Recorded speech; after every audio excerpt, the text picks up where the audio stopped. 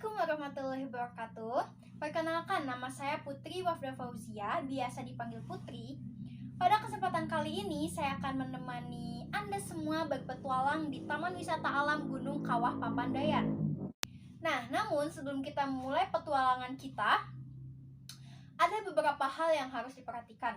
Yang pertama, jangan terpisah dari rombongan. Karena ini adalah hutan dan takutnya terjadi sesuatu. Dan yang kedua adalah selalu berjaga jarak dengan pohon-pohon. Karena sekarang kita sedang ada di musim ulat kecil yang bulunya putih. Dan takutnya ketika kita berdekatan dengan pohon, ulat tersebut akan menempel pada baju kita pula dan akan menyebabkan gatal-gatal. Jadi ketika kita ingin berteduh, boleh di bawah pohon, namun tidak boleh terlalu dekat gitu. Dan selalu melihat area sekitarnya.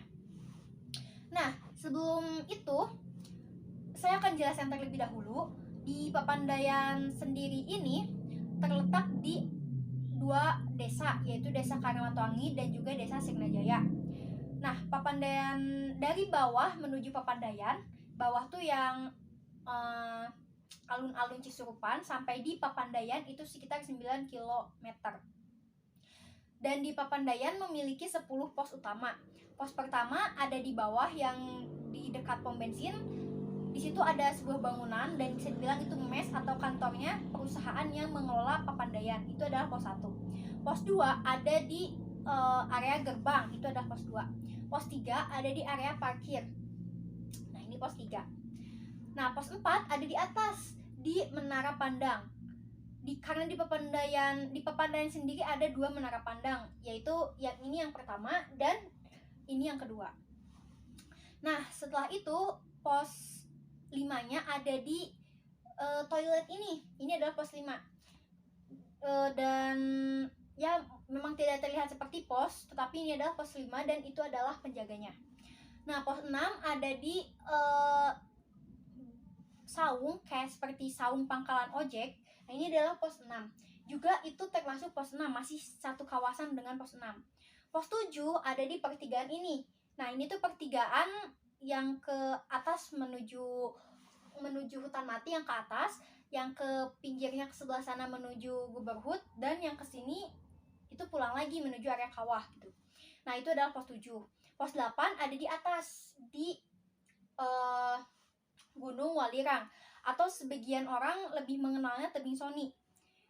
Nah, mengapa kita menyebutnya Tebing Soni? Karena pada zaman dulu ada seorang pendaki namanya Bapak Soni. Nah, seorang pendaki ini hobinya climbing, dan beliau climbing di tebing ini. Coba bayangkan, tanpa menggunakan alat apapun.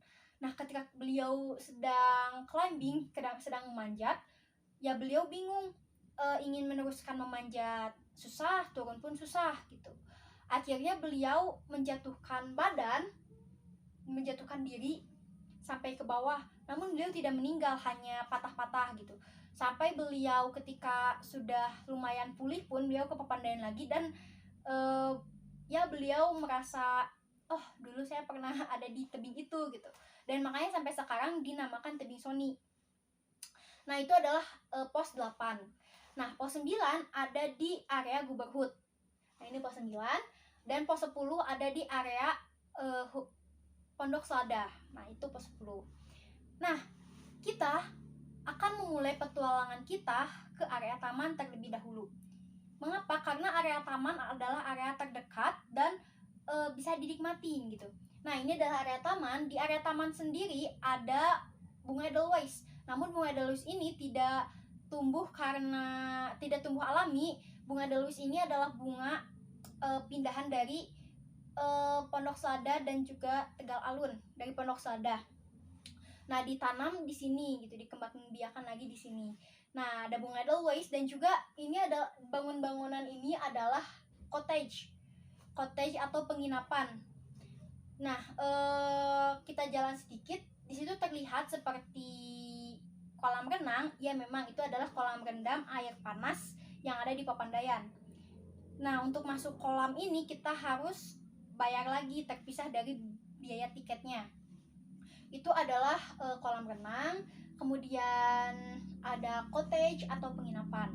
Nah, sekarang kita akan melanjutkan petualangan kita ke Danau Papandayan. Nah, dari taman yang tadi ke danau itu sekitar 1 jam. Dan kita akan melalui jalur berbeda, bukan jalur utama yang jalan aspal. Kita melalui jalur ini. Kenapa? Karena jalur ini tuh tidak terlalu nanjak gitu. Jadi ada landainya sedikit. Dan menurut saya ketika kita menggunakan jalur utama, itu kan nanti ada tanjakan yang benar-benar nanjak. Takutnya energi kita sudah habis di situ dan akan merasa kelelahan untuk melanjutkan perjalanan berikutnya. Nah, kita berjalan di sini. Setelah itu kita akan melewati 2 sungai utama. Ketika kita ingin ke danau, kita akan melewati 2 sungai utama. Sungai pertama ini, dan air sungai ini tuh sebenarnya lumayan hangat, tapi tidak terlalu hangat gitu, karena sudah tercampur air sungai-sungai yang lain gitu. Nah, sungai yang kedua ini tuh bisa dibilang sungai cantik, karena memang warna air sungainya tuh seperti air beras. Kita bisa lihat sendiri, saking ini tuh karena airnya tuh air belerang asli gitu kan. Nah, ini sungai yang kedua.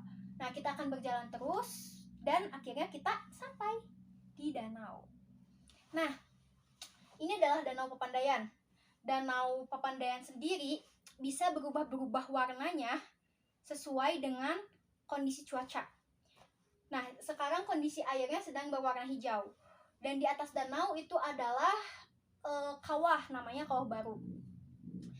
Nah, danau sendiri ini bisa kita gunakan, kita bisa berenang di area danau ini, tetapi tidak semua orang bisa berenang, hanya orang-orang yang memang sudah ahli berenang gitu, karena memang kondisinya danau ini tuh dalam. Saya pun akan tenggelam karena memang lebih besar lebih dalam danau daripada tinggi saya gitu kan. Nah, kita bisa berfoto-foto di sini. Setelah selesai foto-foto, kita bisa melanjutkan perjalanan kita menuju kawah-kawah yang ada di Papandayan. Nah, untuk menuju ke kawah nanti kita akan melewati sebuah sungai. Nah, si air sungainya itu panas, namun tidak terlalu panas, dan kita bisa menikmatinya. Nah, kenapa airnya panas? Karena memang airnya langsung dari kawah yang ini. Nah, air sungainya tuh langsung dari kawah yang ini mengalir ke tempat sungai yang tadi kita seberangi untuk melewati danau. Nah, panas yang pertamanya tuh ini gitu, yang panas alaminya tuh ini, karena yang di bawah kan nggak terlalu panas karena memang sudah tercampur dengan sungai-sungai lainnya. Tetapi kalau yang di sini ini tuh masih murni, ya masih alami panasnya gitu. Kita bisa menikmati airnya di sini karena air belerang sendiri pun bisa mengobati beberapa macam penyakit seperti gatal-gatal, atau mungkin untuk jerawat juga bisa gitu. Kita akan bisa menikmati airnya di sini. Nah, setelah kita menikmati airnya, kita akan melanjutkan perjalanan kita untuk melihat area kawah. Namun, perlu diperhatikan, ketika kita berada di area kawah, kita tidak boleh terlalu dekat dengan kawahnya, karena berbahaya juga ya. Yang pertama, karena asap belerang itu bisa membuat kita sesak ketika menghirupnya. Dan yang kedua, takutnya karena memang area kawah ini kan tanahnya vulkanik gitu, jadi kita tidak tahu kan di dalamnya tuh berembes atau enggak gitu, dan ditakutkannya berembes atau misalnya pas kita melangkah tuh malah jatuh gitu. Nah, di bawahnya tuh kan kawah dan panas, takutnya nanti melepuh kakinya, karena memang ada beberapa kasus juga pada zaman dulu yang orang-orang yang memang tidak tahu akhirnya dia jatuh ke area kawah dan kakinya sampai pergelangan kaki itu benar-benar melepuh gitu kan, karena masuk tadi, soalnya kan panas gitu. Nah, di area kawah sendiri ini ada berbagai jenis kawah juga namanya, yang tadi di Danau Kawah Baru gitu kan, terus ada Kawah Mas, Kawah Pengantin, Kawah Balagadama, dan kawah-kawah lainnya. Dan kawah yang terbesar itu adalah Kawah Mas. Sedangkan kawah yang letaknya dekat dengan jalan pendaki itu adalah Kawah Balagadama. Tapi sekarang tapi sekarang kita sudah enak gitu ya, ada jalur jalannya khusus. Tapi pada zaman dulu sebelum ada jalur itu, Kawah Balagadama tuh dekat sekali dengan pendakian kita, dan banyak sekali dan hal itu tuh membuat kita tuh bingung gitu, jalannya tuh seperti sama aja biasa, padahal kan kalau misalnya kawah ketika kita menginjaknya akan uh, berembus gitu ke dalam gitu. Dan tapi sekarang kita sudah mulai ada perbaikan, akhirnya area kawah tersebut tidak sudah ada pembatas gitu, jadi kita tidak bisa tidak akan mengalami kejadian seperti dulu gitu. Nah, ini adalah area kawah. Kita akan melanjutkan perjalanan kita ke atas. Nah, di sini kita bisa lihat ini ada persimpangan jalan ke arah sana, ke Hutan Mati, ke Guberhut, dan juga ke bawah ke area yang tadi. Nah, kita akan memasuki area ke Guberhut. Nah, karena kita kan akan mengelilingi taman wisata alam gitu, jadi biar terkelilingi kita ke area Guberhut untuk menuju Pondok Selada. Sebenarnya kita bisa menggunakan jalur Hutan Mati juga ke area Pondok Selada, tetapi karena jalur ke Hutan Mati benar-benar nanjak, karena itu kan sama aja kayak kita menaiki gunung, benar-benar nanjak gitu kan, tapi memakai tangga. Nah, akan menguras tenaga kita gitu, energi kita akan terkuras banyak di situ. Makanya kita menggunakan jalur Guberhut, karena jalur Guberhut ini tidak terlalu nanjak dan ada landainya walaupun sedikit ya. Tetapi ya untuk untuk pemula lebih baik kita menggunakan lewat jalur ini saja gitu kan. Nah, kita akan berjalan di sini. Nanti kita akan menghadapi ini nih. Ini adalah persimpangan jalan, bukan persimpangan, kayak petunjuk jalan gitu. Karena kalau kita lurus terus itu jalan buntu. Sebenarnya pada zaman dulu sebelum Papandayan meletus pada tahun 2002, ini tuh adalah jalur mobil gitu kan. Karena waktu zaman Belanda, para bangsa Belanda tuh ke Papandayan tuh lewat pakai mobil gitu kan. Dan sampai sebelum meletus pun ini jalur ini tuh masih digunakan oleh mobil-mobil gitu kan, mobil-mobil tuh sampai sini. Tetapi ketika meletus tahun 2002, si jalannya belah karena longsor dari atas yang mengakibatkan jalannya terputus dan kita menggunakan jalan bawah gitu, dan mobil pun tidak bisa sampai ke atas. Nah, kita akan melewati jalur bawah. Nah, setelah itu di sini ada persimpangan jalan lagi. Nah, persimpangan jalan ini tuh ada dua gitu. Jadi yang satu untuk jalur ekstrim, yang satu jalur normal. Kenapa ada jalur ekstrim? Bagi para pendaki yang ingin cepat sampai ke Pondok Selada atau ke Guberhut, dia biasanya menggunakan jalur ekstrim ini. Sebenarnya sama aja, cuman lebih cepat aja pakai jalur ini gitu. Cuman si treknya itu lebih sulit gitu. Nah, kalau jalur biasa ini nanti kita ketika di ujung jalan akan berbarengan dengan para pengguna motor. Nah, di Papandayan sendiri jalan-jalannya tuh kan ada bagi dua gitu, kayak yang satu untuk pendaki, yang satu untuk motor. Karena di Papandayan sendiri disediakan penyewaan ojek warawiri gitu, namanya ojek warawiri. Nah, si ojek ini tuh untuk memudahkan para pendaki yang ingin sampai ke atas tapi tidak kuat untuk mendaki gitu, makanya disediakan ojek, jadi mereka bisa membayar ojeknya, menggunakan ojeknya untuk melihat-lihat pemandangan. Nah, kita menggunakan jalur pendaki aja ya. Nah, kita sekarang sudah sampai di Guberhut. Nah, area Guberhut sendiri itu cukup luas untuk menginap atau untuk mendirikan tenda.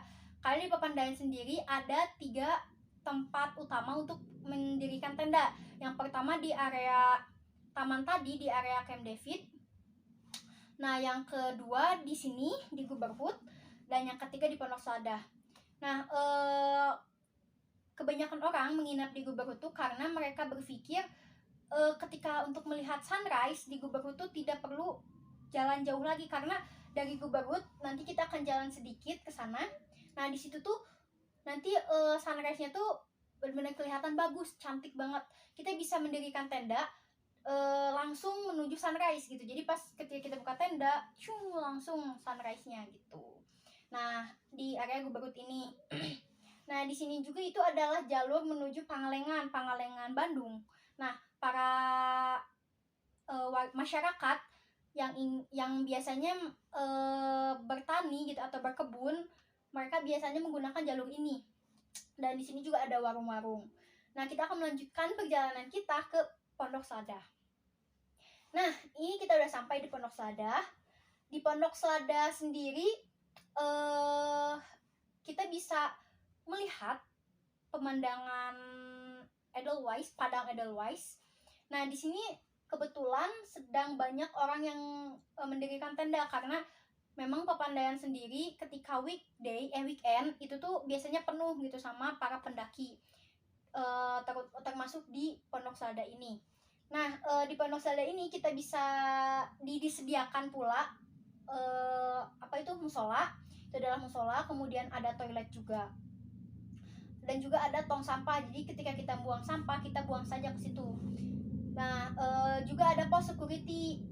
Nah, pos security ini yang akan mengawasi dan mengontrol keadaan di sekitar situ.